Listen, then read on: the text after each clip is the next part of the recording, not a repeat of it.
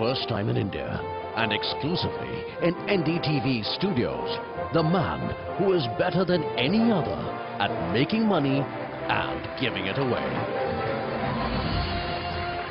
Business school students, please welcome Warren Buffett.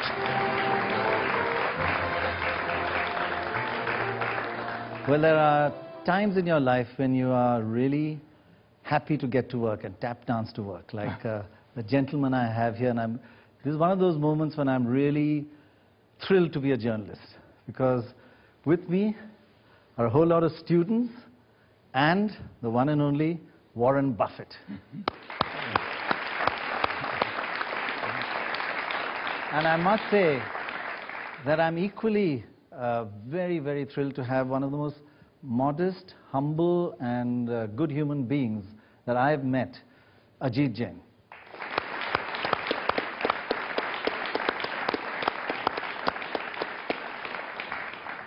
Well, we're going to get your questions ready, and please be impressive, right? Short, sharp questions, and be tough. This is your one chance. Anything goes. Anything goes. He says, you can ask anything. But I'd like to while they're thinking, you gave an interview, a press conference, 3 hours after landing in India, and you said it's only 3 hours, and I really can't comment much. But you're a man who looks more than just the quantitative numbers, 8% growth rate, 10% growth rate. You have a qualitative feel. Well, you've been a little time here. What are your impressions of India? Well, it is much as I expected. I mean, I expected to see a booming economy, which I've seen. And our particular plant that I visited in Bangalore is just expanding very rapidly. But what I've had a chance to get to meet a lot of people, and I've made some new friends, and a few of them I've invited over to our annual meeting in Omaha. I told them be sure and vote for me if they come. But it's been nothing. It's been nothing but fun so far. But it's been a hectic schedule. It's busy, but I get paid by the hour, so it doesn't make any difference.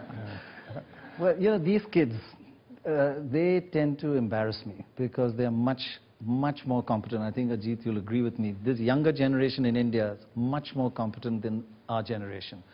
Is it the other way around in America, that the younger generation are a little, they've got everything they really need, they're not as hungry, so it's a reversal that you've got a great existing generation and a not so hungry new generation. We've got a dull old generation like us, but a really hungry young generation. I meet with, I'm going to meet with 48 schools this year, universities.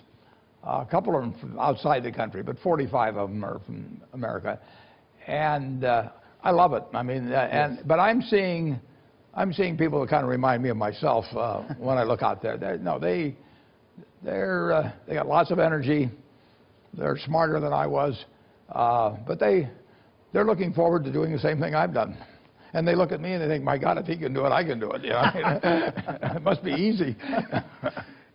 When they look at Gates, they don't think they can do what he did. But when they look at me, they think, anybody can do that.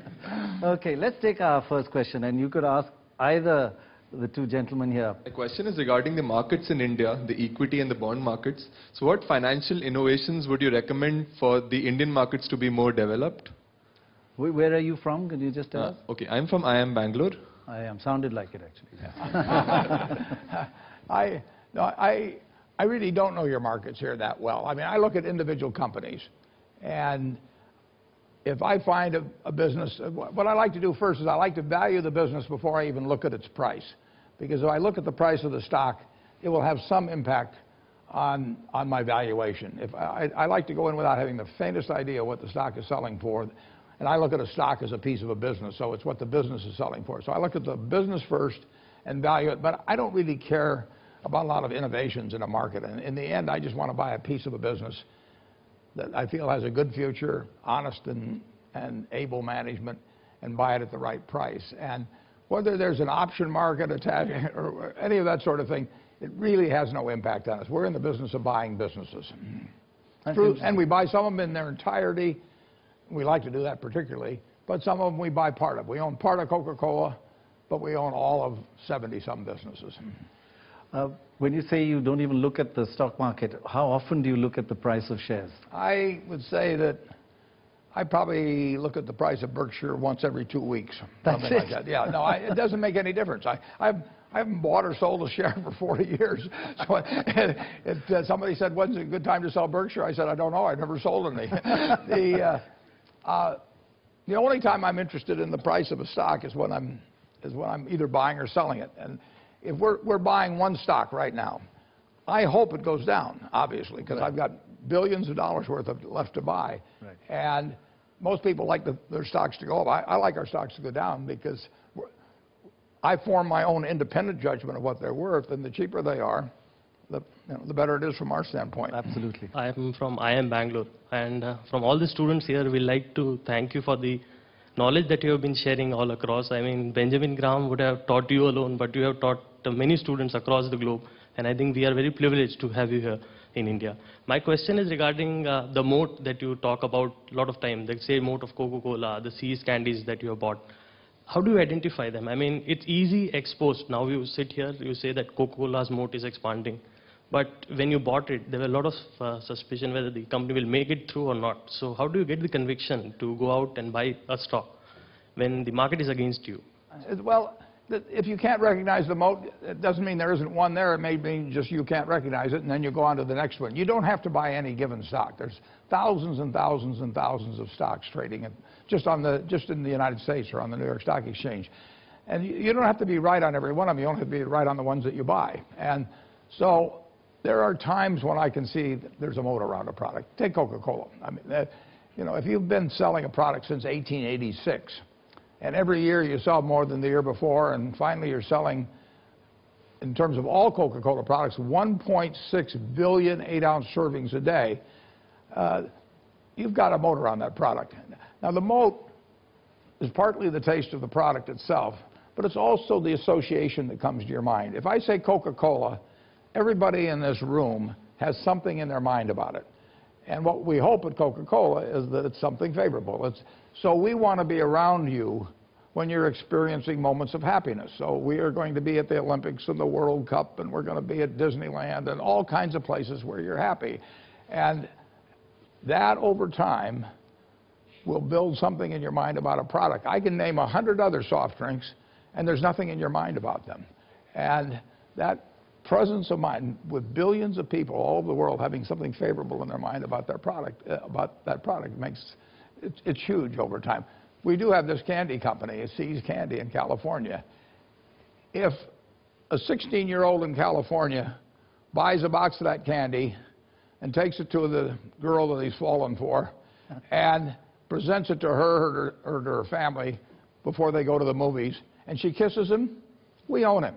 I mean, forever. He is not going to try another product.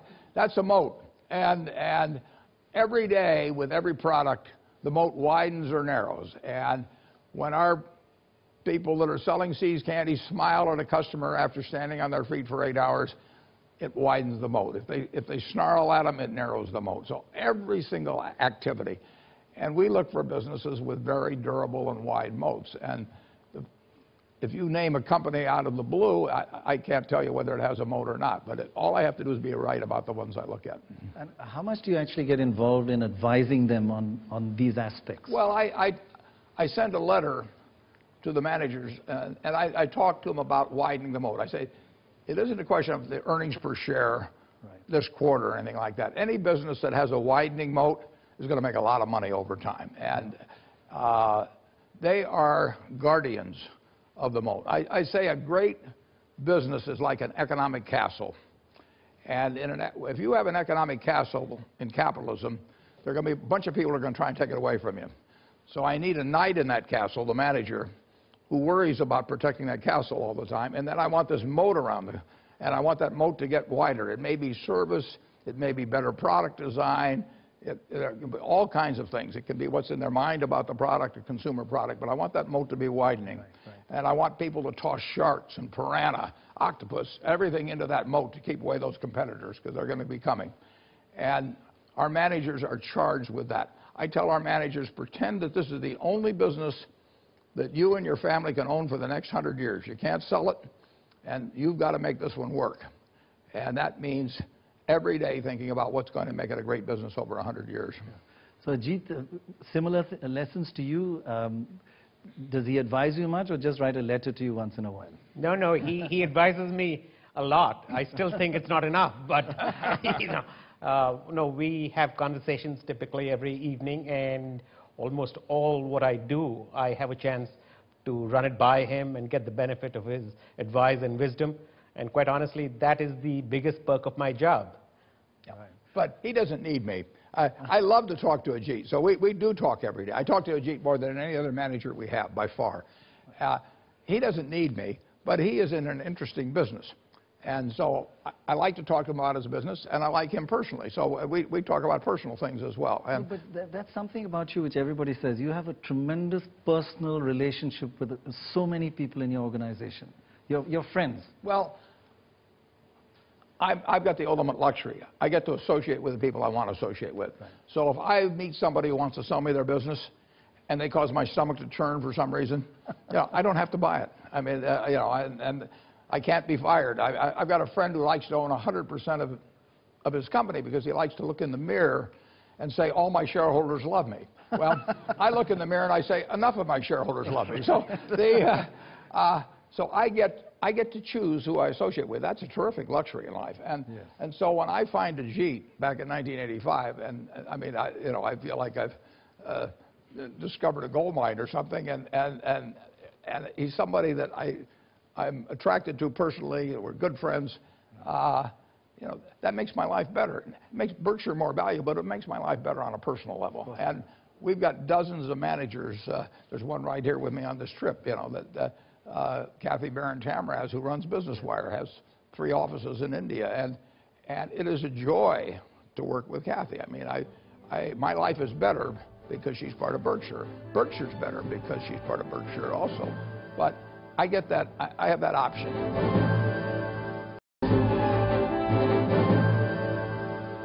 I'm Shraddha Gupta from St. Stephen's. I'm studying economics there.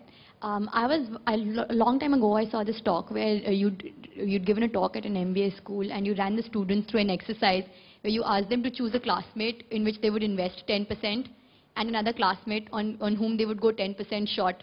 And you mentioned that Ben Graham did the exercise himself. So I was wondering if you ever did the exercise, and if yes, then which habits did you choose to develop and which ones did you choose to let go of? Well, if you look around you at the people you admire, they have certain qualities. I mean, you've got friends. Why do you like them? Generally, generally they have an upbeat attitude on life. Generally, they are generous people. They're humorous people. They're people that do more than their share. They're people that are thinking about something nice they can do for you. And all of those qualities attract you. And none of those are innate at birth. I mean, you can acquire those. And then there's other people that turn you off, and they have habits. They take credit for things they didn't do. They don't show up on time, whatever it may be. They're a little dishonest about things. And if you're looking at your life at a young age like you are, and you can choose what kind of a person you can be, why not be the person you admire rather than the person you can't stand? It's so simple. So just write down the qualities you like. Take your 5 best friends. Why do you like them? And just write down those qualities. And you will find there's no quality there that you can't have yourself.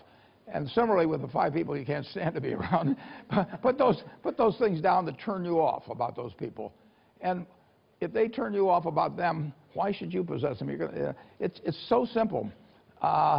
It's not like something complicated that you think you should be learning with an advanced degree in school. It's not as complicated as investing in the stock market. No, but it's enormously important to have people work with you in life. Right. They're going to work with you in life if they like you. And they may occasionally, I mean, if you're in the Army or something, you may work for somebody that you don't like. But by and large, you're going to get the best out of people if they feel good about you. And it's just so easy, but you've got to develop the habits early, because you can't say I'm going to suddenly become a terribly attractive person when I'm 60. It just doesn't work that way. So pick up the right habits now. And I will guarantee you, if you actually just write down those qualities and think about it, you will find you can have every one of the attractive qualities, get rid of the ones that are negative, and your life will be different. That's really good and simple advice. But it's quite organized. Are you an organized person, like you write a list, or are you... Well, My boss, Ben Graham, I had this hero, one of my heroes, in school. And Ben Graham literally did that when he was a very young man. And I read about it, and then I talked to him about it subsequently. And the truth is, everybody liked Ben Graham. And it wasn't because he was smart about investments. It was because he was the kind of human being But, you know, you choose what kind of a human being you're going to be. And then other people choose whether to associate with you or not, or to be led by you. One of the great leaders in American business is a fellow named Tom Murphy that for many years ran Cap Cities. Every time I saw Tom Murphy, I felt to myself, what can I do for him? Because he'd done so much for me. And hundreds of people, his employees felt that way, his directors felt that way, his friends felt that way. And we still feel that way. Now, that is a wonderful way to go through life. People love the guy, you know. So, is he very organized? Is he very disciplined? Or is he kind of as wild as some of us are? He is very disciplined. There is no question about it. He is the most rational, disciplined human being that you can come across without letting the emotions come in the way in terms of making a... He sounds very emotional. He is emotional, he is sensitive at a very personal level, but by the same token, that doesn't come in the way of rationality. And that's a tough... You know, I don't think one needs to come at the expense of the other. You can be both emotional and rational. Very often, people make the mistake of trading one off against the other. And I think Warren does a great job of balancing both of them, and independently does a great job on each dimension. Right, amazing actually. This young man at the right in the front row here, yes. Mr. Buffett, my name is Norbert Sharma and I'm a media student. I'd like to ask you, you have been a symbol of like immense success, but what is your greatest regret in life so far? You know, I really never, I feel I've been so lucky. I mean, here I was in 1930, you know, I could have emerged from any womb in the world, right? But the womb I emerged from happened to be in the United States, which offered an enormous opportunity to me. My life would have been way different if I'd been born someplace else. I was wired in the right way for a capitalist market system. Had nothing to do with anything I did myself. I was a male, which gave me an enormous advantage in the United States back in the 30s and 40s, and over having been born a female with exactly otherwise the same quality. So I won what I call the ovarian lottery, you know, very early on. Yeah, it was. That's what it is. It's an ovarian lottery. I mean, just before you emerge, you get this ticket, you know, and it may say black or white, it may say white, it may say male, female, it may say smart, dumb, whatever it may be. Nothing to do with, you know, my qualities or, you know, anything else. And I got very, very, very lucky. And having been as lucky as I've been lucky in marriage, I've been lucky in profession, I've been lucky in teachers, lucky in all kinds of ways. I never look back and think about anything that could have been different. I mean, I'm looking forward to tomorrow. I mean, there's going to be a lot of good things happen in the rest of my life. And there'll be mistakes I make. I'm going to make mistakes. Mistakes don't bother me. I don't want to make any mistakes that jeopardize in a significant way anything that's important. But to try and live your life totally free of mistakes is a life of inaction. And I like to believe in people. And occasionally you're going to be disappointed if you believe in people. But I think you're way better off going through life trusting, I mean, with some discretion, but still trusting people than having a big shell around you and not letting anybody inside. So I don't, you know, I can't think of any really particular regret I have, no. That means you don't look back and you're forward-looking kind of. Well, it'd be wonderful if my father lived longer or things like that, but those are beyond your... Regrets of things you did, actually. No, even the things I did that were dumb worked out net to be a plus in life. I mean, I got turned down by Harvard. I wouldn't have married the woman I did if I'd gotten accepted, probably. I mean, everything works out pretty well. You know, I think there's a sort of Hindu underlying trait in you, because everybody here believes that everything eventually is preordained and works out for the best. There's a young lady in the back row there. I am Prakriti Batra from St. Stephen's College, Delhi. I have a question. A certain portion of your investment is invested in the private equity sector. However, personally, you seem to be very critical of this particular sector. So there seems to be a contradiction. Can you explain? Yeah, I'm not sure which investments are you thinking of in terms of private. We've never put any money with a private equity firm. the Goldman Sachs investment, which was indirectly in private equity, and you have a very critical approach towards private equity sector. Oh, yeah, I don't think of our investment. We bought a $5 billion preferred and some warrants but I don't look at that as a private equity investment. That was in effect, a marketable security. We agreed to hold it for a while, but it was a direct investment with Goldman Sachs. But I would not consider that a private equity investment. I think of private equity more in terms of taking firms private, usually with a fair amount of leverage, and then reselling them to the public later on. And I can't think of any instance where we've done that. We've certainly never given any money to a private equity firm. We've never, that I can remember, participated with a private equity firm in taking a firm private. We've never bought a business with the idea of reselling it. The private equity firms have an exit strategy. We have an entrance strategy. And our entrance strategy is to stay forever. So I think we're sort of 180 degrees away from private equity firms. I think her question on Goldman Sachs was, you helped them out and now they want to pay you back. Do you feel slightly upset about that? Or? No, I mean, I'd be very disappointed with them if they did. I mean, if they didn't want to pay us back. They're paying us 10% a year. Yeah, that's $15 a second. Tick, tick, tick. $15 just as we go along. So I'm hiding from them now. They're gonna call our preferred on April 18th, and I'm hoping they have to find me personally. And I plan to go into a cave someplace. They'll never find me. It's very expensive money from their standpoint. They can get rid of us by paying us $5.5 billion for the preferred. We still have the warrants left over, which are worth a couple $2 billion. They can't get rid of the warrants. The warrants expire in about 2.5 years, but they have no rights in respect to getting rid of the warrants. They do have the right, but all of which was negotiated at the time we bought it. They have the right to get rid of the preferred by paying us $5.5 billion. And they're smart people, and they're doing it just as fast as they could. The Federal Reserve kept them from doing it. They could have paid us off a long time ago. They have not needed our money for a long time.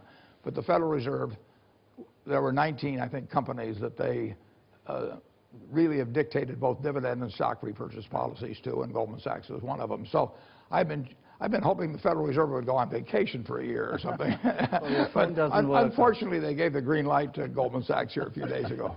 But Ajit, do you think that was an emotional decision, the Goldman Sachs one at that time, or was it a... Not at all. It was a very rational decision, calculated to the last decimal position. And like a lot of what we do, it was a win-win for both sides. Right. I mean, Warren made the comment it was very expensive money for them. Right. But at the time when the investment was made, I would submit it was a very cheap investment for them. They couldn't have gotten anyplace else in the world.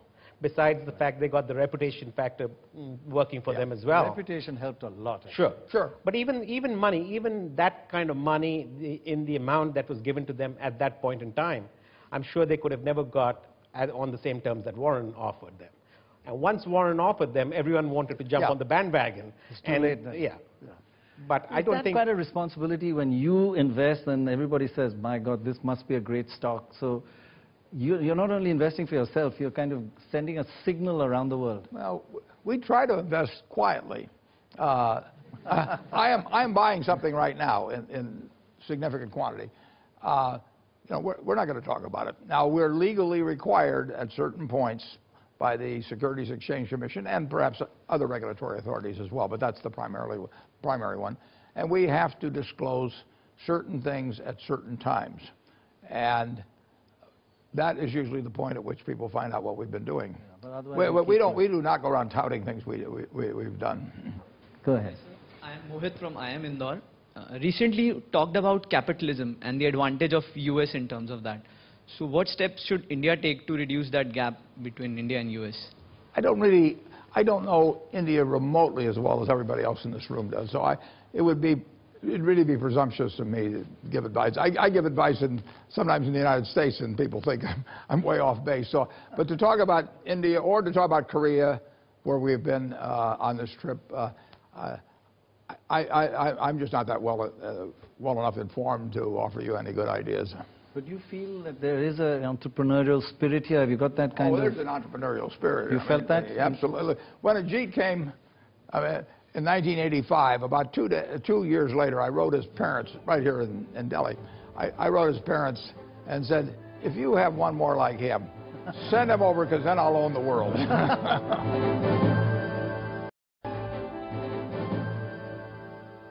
sir. I'm Vineet Karhel from IIM Ahmedabad. So, as we all know, you are an extremely intelligent person. At the same time, you are very disciplined with your investing approach. So, what makes Warren Buffett a great investor? Is it the intelligence or the discipline? Well, I think at birth, to some extent, I was wired for capital allocation, but I think plenty of other people were too. I think the good news I can tell you is that to be a great investor, you don't have to have a terrific IQ. You know, if you've got 160 IQ, sell 30 points to somebody else, because you won't need it in investing. What you do need is the right temperament. You need to be able to detach yourself from the views of others. Or the opinions of others. You need to be able to look at the facts about a business, about an industry, and evaluate a business unaffected by what other people think. And that is very difficult for most people. I mean, most people have sometimes a herd mentality, which can, under certain circumstances, develop into delusionary behavior. I mean, you saw that in the internet craze and so on. So I would say that I'm sure everybody in this room has the intelligence to do extremely well in investments. They're all 160 IQ. Well, they don't need it. I'm disappointed that they haven't sold off some already. And the 160s won't beat the 130s at all, necessarily. They may, but I mean, they do not have a big edge. But the ones that have the edge are the ones who really have the temperament to sit, look at a business, look at an industry, and not care what the person next to them thinks about it. Not care what they read about it in the newspaper, not care what they hear about in television, not listen to people who say, you know, this is going to happen or that's going to happen. You have to come to your own conclusions, and you have to do it based on facts that are available. If you don't have enough facts to reach a conclusion, you forget it. You go on to the next one. So you have to also have the willingness to walk away from things that other people think are very simple. And that's, a lot of people don't have that. I mean, I don't know why it is. And I've been asked a lot of times whether that was something that you're born with or something you learn, and I'm not sure I know the answer. But temperament's important. That's very good advice, that to be detached from all the noise that's come. Yeah. So you shouldn't just go with the herd. If you don't know the answer yourself, don't expect somebody else to tell you. Okay. And if you don't know the answer yourself and somebody else says they know the answer, don't let that fact push you into coming to a conclusion about something that you just don't know enough to come to a conclusion on. So we are actually going to launch a campaign searching for a hero of the stock market. Not the well-known ones. Could be anybody here around the country, asking people to kind of assess things. What advice would you give anybody who wants to be India's hero of the stock market? Well, they just have to learn to value businesses.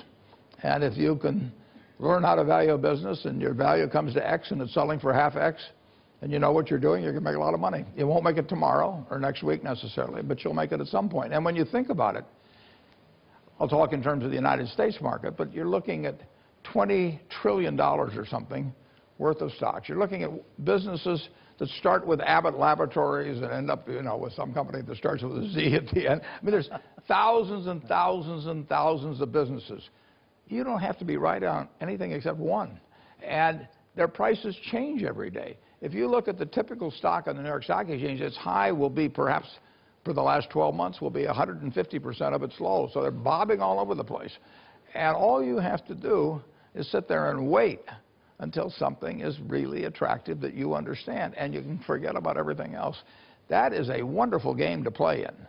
I mean, there's almost nothing where the game is stacked in your favor like the stock market. And then what happens is people start listening to everybody talk on television or whatever it may be, or read paper, and they take what is a fundamental advantage and turn it into a disadvantage. But there's no easier game than stocks, but you just have to be sure you don't play too often.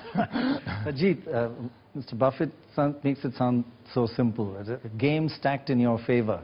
But to be the hero of the stock market, is it that simple?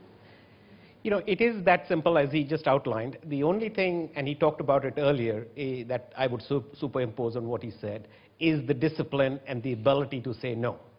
I see it in my own business, in the insurance business. I'm not smart enough to dabble in the stock market. But in the insurance business as well, more than finding the right deals, if you have the discipline to say no to the deals that you don't feel are properly priced or meet your requirements. Discipline to say no. The discipline to say no, I think if you have that and you're not willing to let people steamroll you into saying yes, if you have that discipline, that's more than 50% of the battle. Don't do anything in life where if somebody asks you the reason why you're doing it, the answer is everybody else is doing it. I mean, if you just cancel that as a rationale for doing any activity in life, you'll live a better life, whether it's at the stock market or any place else. I've seen more dumb things, and sometimes even illegal things, but justified on the basis of everybody else is doing it. And you don't need to do what everybody else is doing it. It's maddening during the internet craze, when the bubble was going on, and here's your neighbor who's got an IQ 50 points below you, and he's making all this easy money, and your wife is telling you, this jerk next door is making money, and you're smarter than he is, and why aren't you making money? Well, you have to forget about all that sort of thing. You just have to do what works, what you understand, and if you don't understand it and somebody else is doing it, don't get envious or anything of the sort. Just go on and wait till you find something you understand. Amazingly solid advice. But saying no to somebody who comes to you and says, my life, this is a dream, my life depends on it, and isn't it tough to say no sometimes? Well, I'm not sure whether their life depending on your investment. Yeah. Investment? No, I'm not. I would tell them they're in the wrong. They got themselves in the wrong position. My life depends on not doing dumb things. Isn't it tough to say no to sometimes? A lot depends on the corporate structure that you're a part of. If you're a part of a corporate structure where the boss is comparing you to the rest of the market and saying, forget your wife, if your boss is comparing you with the rest of the market and saying, these guys are going up and they're writing more premiums than you are, what the hell are you doing? That makes it very difficult for you to maintain that rationality and to maintain that discipline. But if you work for a setup like ours, where the boss understands the business, and it becomes a lot easier to be very rational and to be very disciplined.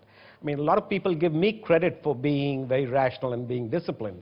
But I think the real tailwind is I work for a company, work for a boss, work for a board who understand the business.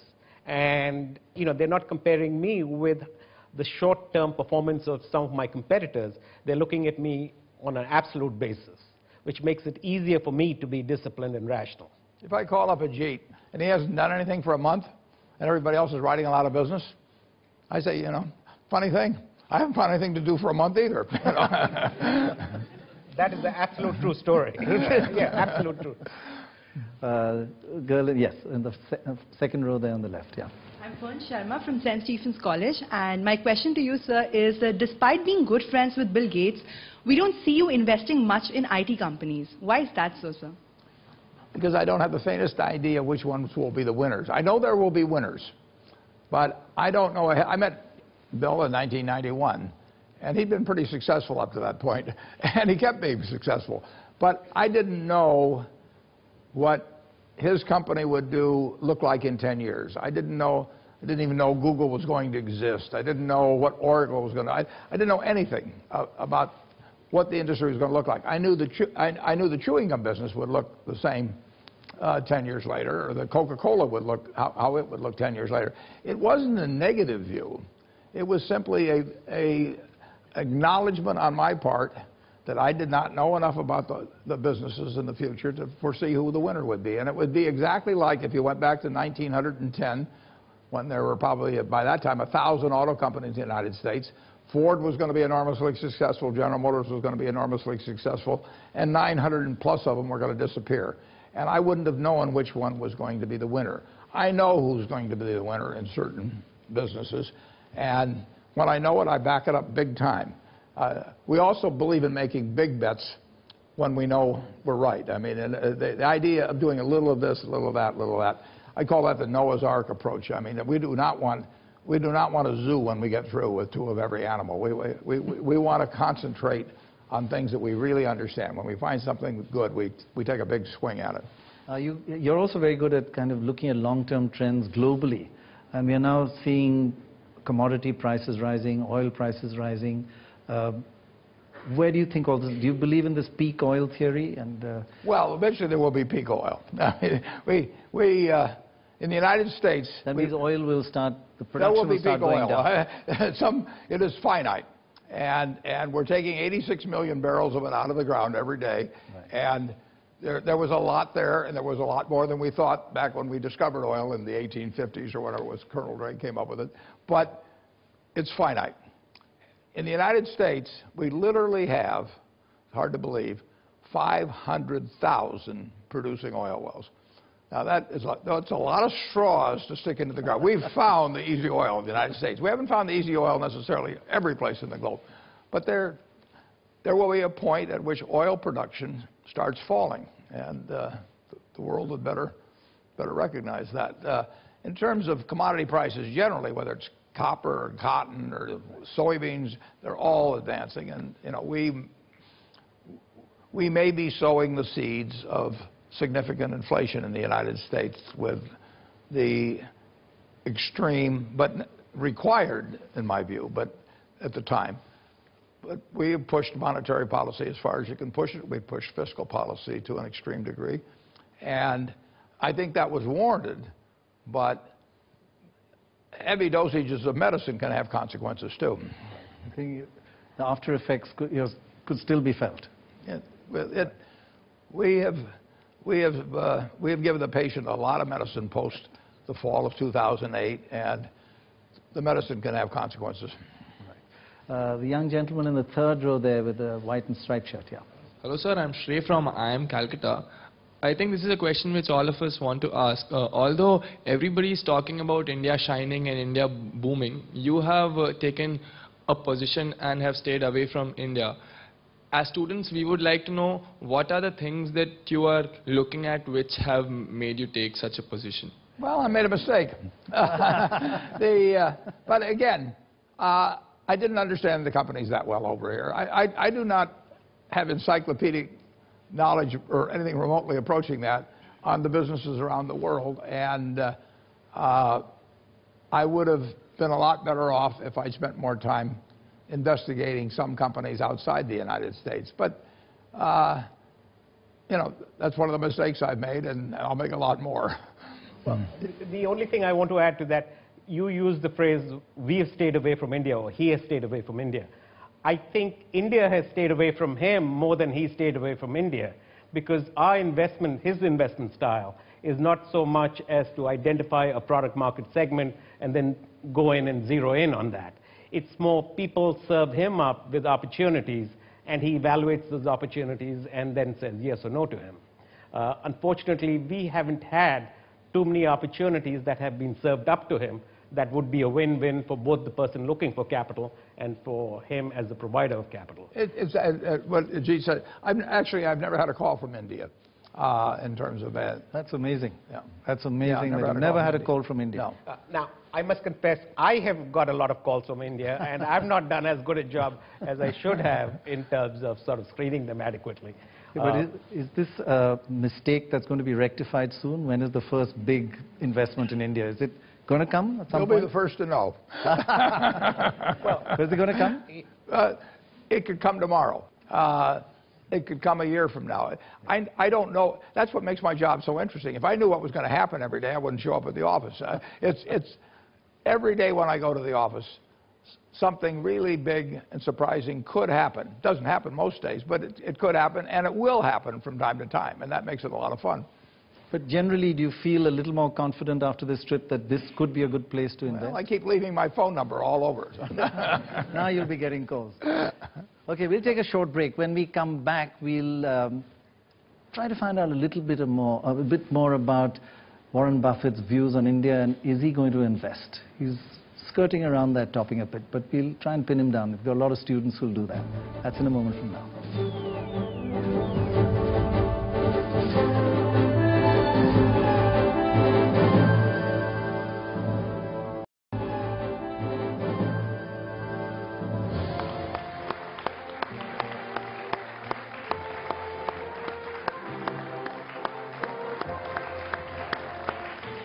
Welcome back to Warren Buffett, the man who's made more money than anybody else and given away more money than anybody else. And a lot of people here who want to ask questions about your philanthropic nature as well. We'll come to that. First here in the front row, do you have a mic? Okay, go ahead. Why don't you ask a question? Sir, yesterday you mentioned that Indians are not hardworking as they were earlier, but they are smart working. In regard to this, like recently you mentioned, if you, Charlie and Ajit Jain are traveling in the same boat, if one has to be saved, it will be the Ajit Jain. So is it because of the smartness or any specific quality which made you to make that type of statement? I just think that Ajit is far more valuable to Berkshire Hathaway than those other two members of the boat, my partner Charlie Munger and myself. Ajit has contributed many, many, many billions of dollars to the value of Berkshire. And what's equally impressive is that he never, in that process, has raised that in any way by the slightest inference, anything, in terms of suggesting anything about his compensation. He has gotten paid way less money by Berkshire Hathaway than he could have earned elsewhere. And he feels about it, I think, quite an extent the same way I feel about it. I mean, we want to do, first of all, the best job for the company, and we want to have a lot of fun while we do it. And if we get that, we get enough satisfaction out of that as long as we're living well, and we do live well, what else can we want in life? Tell us a bit about the fun you have, or is that not, it's a family channel, so. Sorry, say that again. Tell us a bit about the fun that you have. Well, that sort of reminds me of a line that somebody used. Somebody made the comment saying, find a job that you love and you'll never find yourself working for a day in your life. 25, 26 years ago when I joined Berkshire, I found the job and I found myself not working for a single day in my life since then. I've been very fortunate to be working for Berkshire, to be... That's great, that's great. The fun is the work. Yeah, I've been very fortunate in terms of working for Berkshire and working for Warren.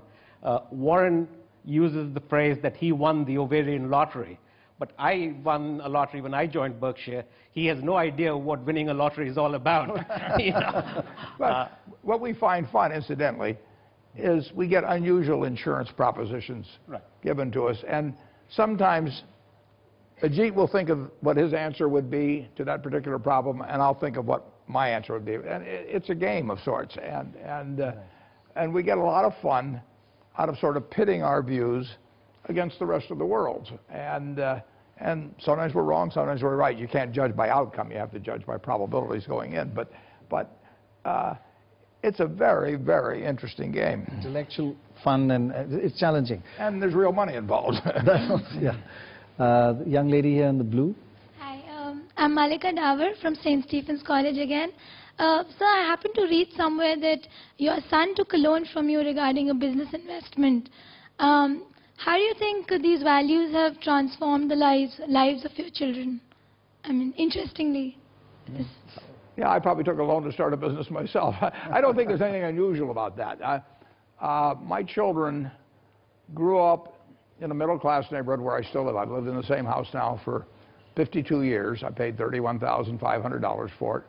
All of my children went to public school. They went to the same grade school their mother went to. They went to the same high school that my father went to. And they lived a very normal way growing up. And I think they would say, and it's certainly my feeling, that they are better they've had a better life because of that. They have not lived in some rarefied atmosphere at all. They were not some rich person's child, and if they wanted to start a business or buy a car, they had to figure out how to do it, just like I had to figure out how to do it, probably just like you'd have to figure out how to do it. And I don't think they've missed anything by not being treated as the children of an extremely rich man over the years. I think they've gained a lot. I think they know who their friends are.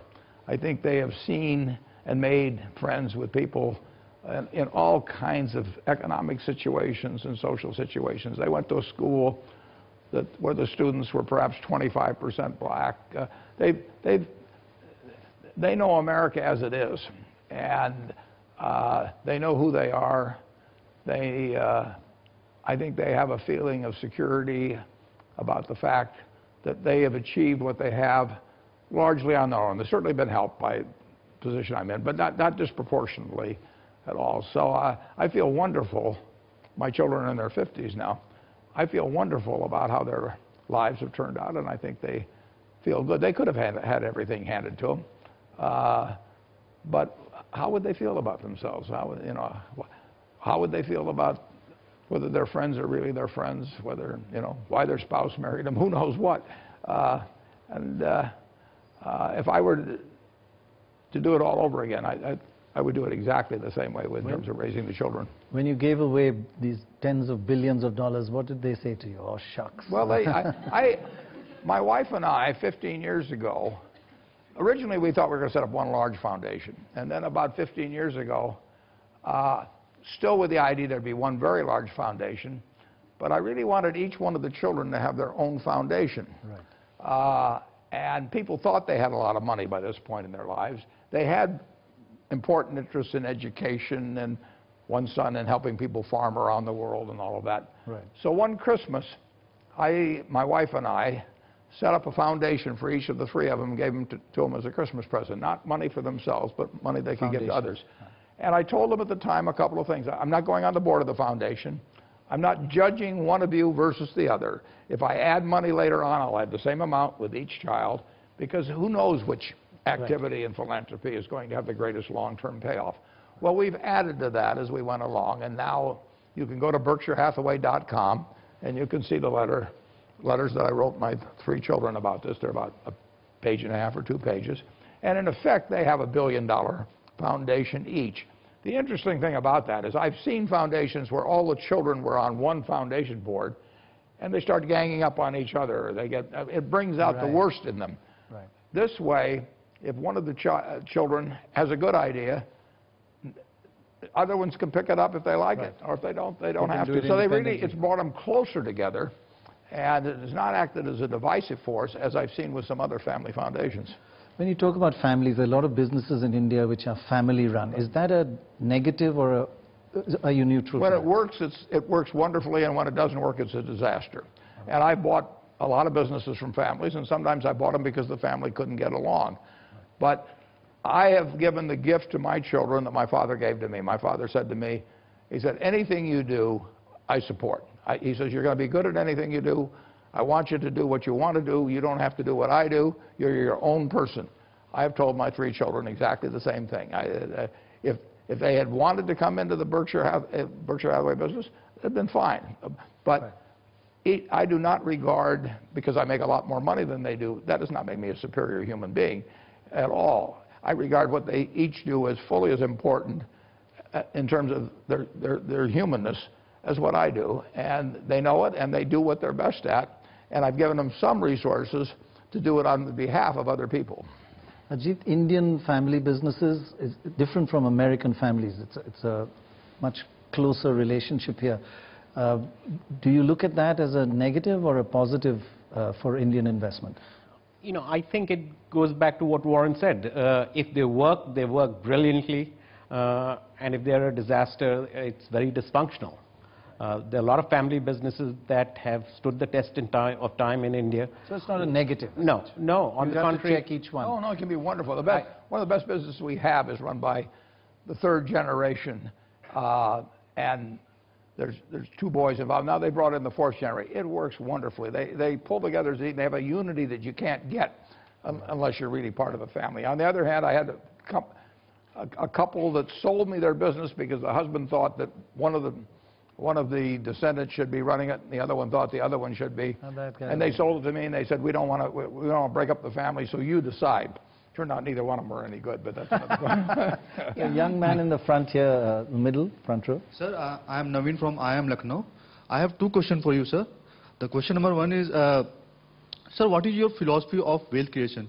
Because I have read a lot about you, and my understanding about you is you have lived a very simple and modest life. So what drives you towards that? And the second question is, has wealth creation. What's your philosophy towards wealth creation? One second, let him answer that. I'm all for it. No, I do what I love doing. I'm painting the painting I like to paint. It happens to pay off like crazy in a capitalist system. So the money gets showered on me eventually. Some of it is of utility to me and my family, but we can only eat 3 meals a day, and we can only sleep in one bed. But we have whatever bed we want, we have whatever meals we want. But I see that uses up maybe 1% of my wealth over my whole lifetime for my family and myself. So then I've got a lot of wealth left that has no utility to me and has enormous utility to other people. And so that's where it belongs. Has wealth creation got a little difficult these days? Was it easier let's say 2-3 decades back? To create wealth? No, I think it's very easy. I don't mean it's easy in a day or a week or a month, but if you keep doing things that make sense, you know, and it is like a snowball going downhill. I mean, it does accumulate bigger and bigger as time goes by, and particularly if you're using wet snow. So you can't help almost if you spend a lifetime working at something productively. You know, assuming that you've got above average intelligence and lots of energy and all of that, but wealth will build up, and it will do it now just like it did 20 years ago, 50. I think it's easier now, actually, in many ways. You've often said that wealth creation is the main focus. In fact, dividend payouts by companies should be, in fact, reinvested. You shouldn't have dividends. There is a view that philanthropy, giving it to charities, affects poverty less than wealth creation in the company. If they build bigger assets, have more employment, that would help the society get rid of poverty more than just giving it to charity. Well, the money I'm giving to charity doesn't affect at all Berkshire Hathaway's investment in more products and more companies and everything. So I'm not taking the money from Berkshire Hathaway to give away. I'm just giving away these little stock certificates that represent the ownership in it. So there is no diminution in the capital investment of Berkshire Hathaway because I'm giving away all my money. But you could have put that also into companies. Would that have helped the economy more? I'd have had to sell the Berkshire to have money. I've just got the stock certificates. Right. And the stock certificate says who gets the bounty from this investment that's constantly taking place. I've taken all the bounty I want. It takes care of me, my family. You know, there's nothing I want. And on top of that, there's a lot available for somebody that does need it. And so through philanthropy, you attempt to use that intelligently.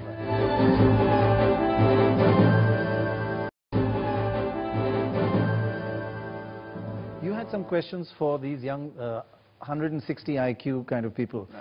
We already told them that you've got 30 IQ too much, right? Just give it away, sell it, trade it. When I look at a group like this, I feel very good about the future. You know, I mean, these people are going to do things that I couldn't dream of doing. I mean, you know, for one thing, they've got more tools than I had. I mean, you've got the internet. You've got all kinds of communication tools. You can get good ideas faster than I could get in the past, and you're going to go out and do wonderful things. And I'll be cheering for you. How many of you are going to go into the stock market and want to be a Warren Buffett? That's about... I'll take a 10% royalty from all of you. That's about 50% or a little more, maybe 60, 65% of you. Any questions? Yeah, the young gentleman here.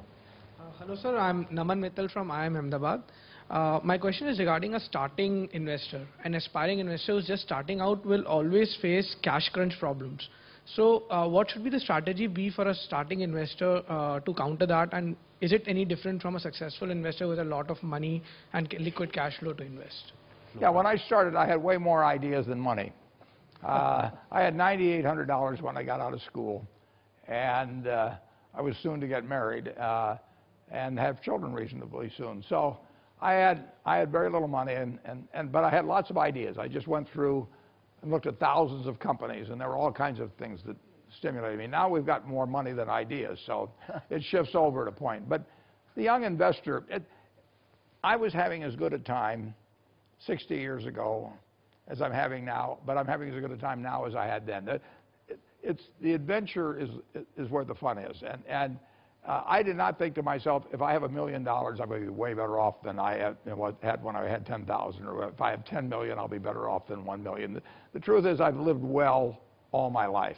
I've never had to worry about where a meal was coming or what bed I would sleep in, and I've been having fun every day doing what I do. And that was true when I was 21, and it's true today. There's a question from the back row, the red, yes. So, Samriddhi Gupta from St. Stephen's College.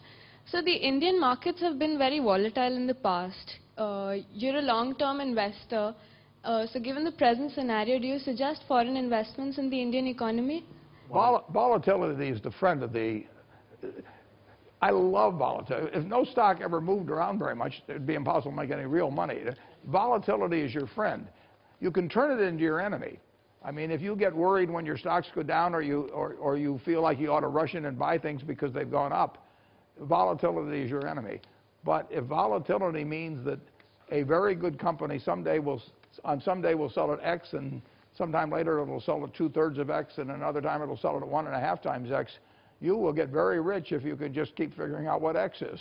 And volatility is what will enable you to make a lot of money. So anytime people get upset about volatility, they don't really understand the nature of markets and how they should be thinking about them. The more volatile the market, the more money we'll make at Berkshire. I have two internet questions. One which says, the people have written in, we asked them to ask you questions. There were thousands, but what exactly goes through your mind when you're actually making that investment? Well, if I drive by a McDonald's stand or a Kentucky Fried Chicken stand, I will automatically think to myself, what is this business worth? You know, and how many customers can walk in the door? What kind of gross margins can they have? How many people do they need? How likely it is that another chicken stand opens across the street? I mean, all of those things. And that's true of the chicken stand, and it's true of Google, or you name the business. I mean, it's all about evaluating the economic potential, the economic future of a given business. And most of them you don't know the answer on. But every now and then you run into one where you know the answer. But that's all business is. It's what Aesop said a long time ago. A bird in the hand is worth two in the bush. You know, that was said in 600 BC, and that's now what's called discounted cash flow and all that sort of thing. But Aesop had it figured out, you know, 2,600 years ago. And all I'm trying to figure out is, if I take that dollar in my hand, when do I get the $2 out of the bush? How sure am I of getting it out of the bush? Is there some other bush where I can get $3 out of it instead? I mean, it's very basic stuff. And a lot of times you look at it and you say, I don't know how many birds there will be in the bush. So you go on to the next one until you find one you know the answer. Do you get butterflies in your stomach? Pardon me? Do you get butterflies? Do you get nervous? No, never. Never? Never. Sleepless nights? No. No, if I'm not going to do something that causes me to not sleep at night. No. If you're going to have sleepless nights, you shouldn't be investing. I mean, you don't know what you're doing on that stock. Right, no, I sleep like a baby. Ajit, sleepless nights? No. Worries before you go to sleep? Well, worries, but they don't translate into sleepless nights. You know, I sleep like a baby too. That means we wake up and cry every hour.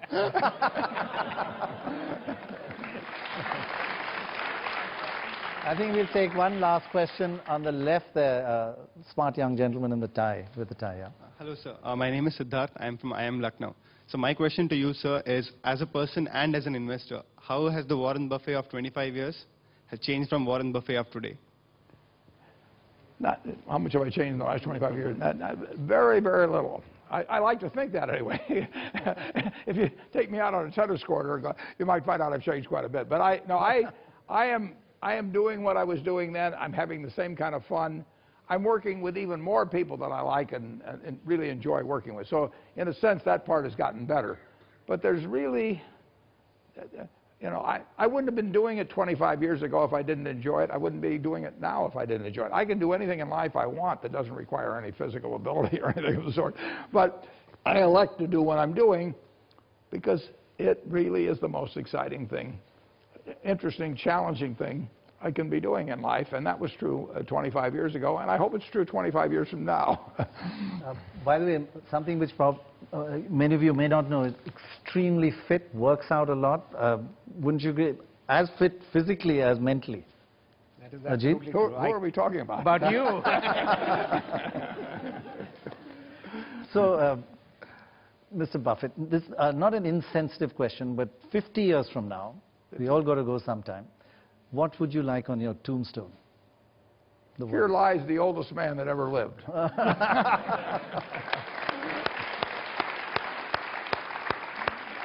that shows that you just love life, and that probably is the secret to your success. Well, thank you very, very much. Hasn't that been wonderful? Thank you. One thing to tell them before they go, you said that business schools teach them all the wrong things. What should business schools teach them? Well, it doesn't teach them all the wrong things, but it's important, if you're going to be in investing, there should be a course in business school that says how to value a business. Right. That's great. Well, thank you all very much for your questions, and take care of those 160 IQs. Thank you, Ajit. Thank you, Mr. Buffett. Thank you. Thank you, everyone. Bye-bye.